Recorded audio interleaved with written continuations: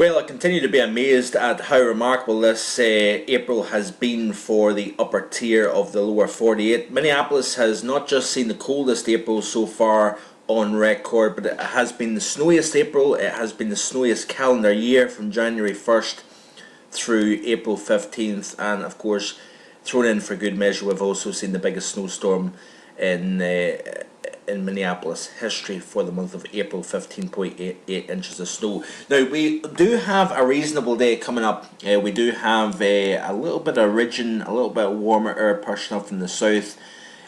So temperatures into the upper 40s for Minneapolis through the course of this afternoon, but do not let that fool you, because what we are going to see is another system approaching from the west-southwest later in the day tomorrow. Now, the big golden question is going to be exactly how far north that precipitation gets. It starts off as rain probably across parts of northern Iowa, southern Minnesota, but as the system kind of pulls in the colder air from the north, we are going to see all snow.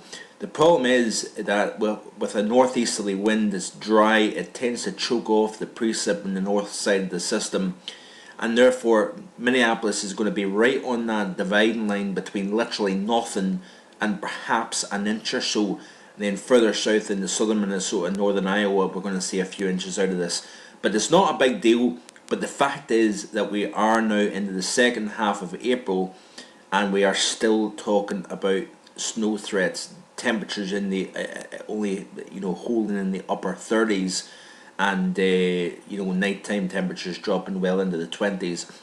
The average temperature is not that far off 60 now for Minneapolis, so it really is amazing. But the good news is that we have a good chance at seeing near 60 degrees by the time we get to early next week. Short and sweet today. I hope you have a great Tuesday, and I'll be back in the next few days with more.